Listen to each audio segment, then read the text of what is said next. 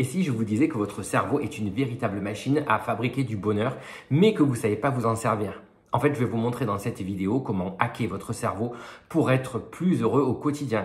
Et les astuces que je vais vous donner ne sont pas des astuces bidons, elles ont été prouvées par la science.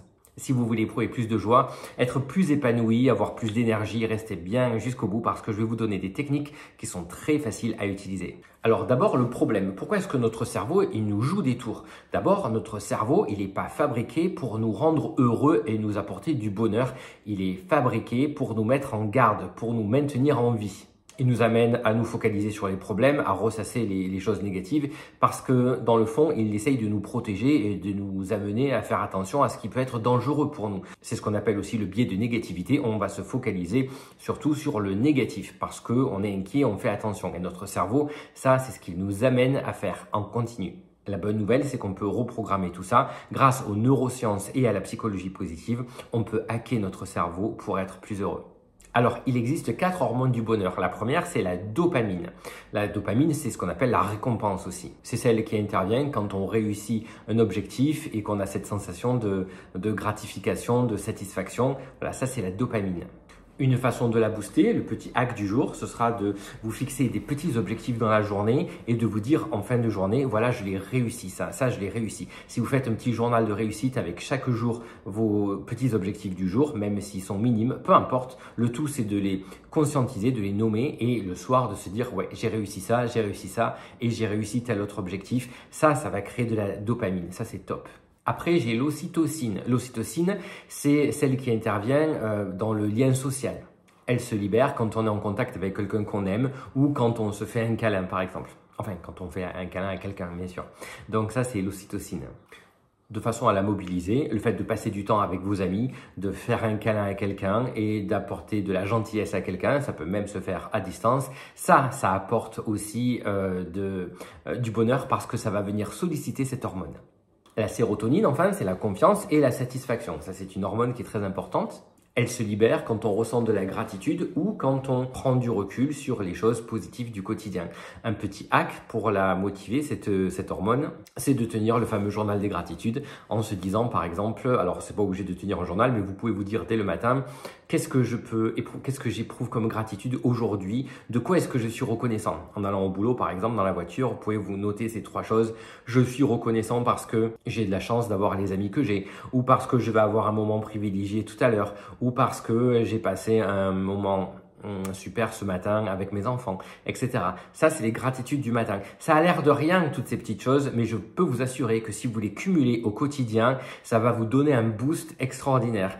Le fait de se lever le matin et de se dire « Waouh, aujourd'hui le ciel est super bleu, j'ai de la gratitude parce que j'adore quand il fait beau » ou de se dire par exemple, tout à l'heure, je vois une collègue que j'aime beaucoup et on s'est envoyé un petit message, on va avoir une pause super sympa parce qu'elle a plein de trucs à me raconter. Voilà, c'est des petites choses toutes bêtes, mais le fait de les conscientiser, de les vivre en pleine conscience et de le renouveler chaque jour, tout ça accumulé, ça nous apporte du bonheur. Et enfin, il y a une dernière hormone qui correspond à l'antidouleur naturelle. Un antidouleur naturel, ce sont les endorphines. Elle se libère après un effort physique, mais également après un fou rire ou vraiment un moment intense de plaisir. Les endorphines. Un petit hack, fais du sport, regarde des vidéos drôles, danse dans ton salon, peu importe, mais fais quelque chose pour les booster, ces endorphines. Maintenant, en dehors de ces petits hacks là que je vous donne, il y a également des techniques qui peuvent permettre de hacker notre cerveau. La première, alors c'est des choses toutes simples à chaque fois, mais c'est le sourire. Alors le sourire, ça c'est un truc de dingue. C'est prouvé scientifiquement, même s'il est forcé, il trompe le cerveau et au bout d'un moment, il vous met dans une énergie positive. Donc même si vous devez vous forcer un peu, le fait de sourire, à un moment donné, ça donne comme info à notre cerveau qu'il faut se reprogrammer en mode bonne énergie. Donc le sourire a vraiment un grand pouvoir et c'est prouvé. Ensuite, il y a l'exposition à la lumière, même 10 minutes par jour. Alors vous allez me dire, bon, c'est pas toujours évident, certes, mais là on va vers les beaux jours. L'exposition à la lumière 10 minutes par jour, ça c'est génial et ça libère de la sérotonine. Ensuite, il y a le rituel du matin. Un bon début de journée va conditionner notre journée. Ainsi, évitez les réseaux sociaux dès le début de la matinée, dès que vous vous réveillez. Non, commencez par quelque chose de positif qui vous met en joie. Mettez de la musique par exemple.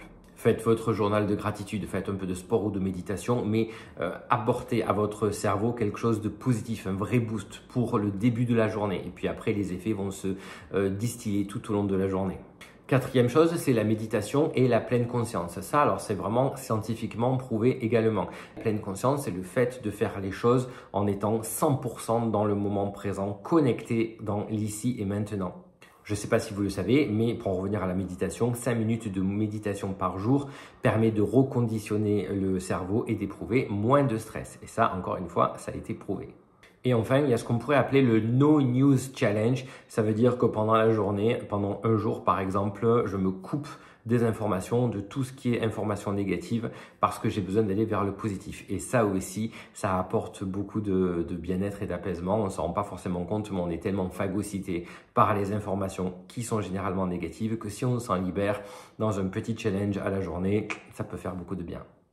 Maintenant, je vous mets au défi de passer à l'action. Est-ce que par rapport à toutes ces petites techniques que je vous ai données, est-ce qu'il y en a une qui vous semble plus accessible que les autres et que vous pouvez appliquer dès aujourd'hui? Commencez à l'appliquer et dites-moi en commentaire ce que ça a pu vous procurer. N'hésitez pas, c'est toujours un plaisir. Voilà. J'espère que ça vous a plu ce contenu. Je vous en donnerai d'autres. En attendant, je vous dis à très bientôt. N'hésitez pas à vous abonner, surtout à liker et à commenter et surtout à pratiquer pour hacker votre cerveau. Allez, à très bientôt. Salut!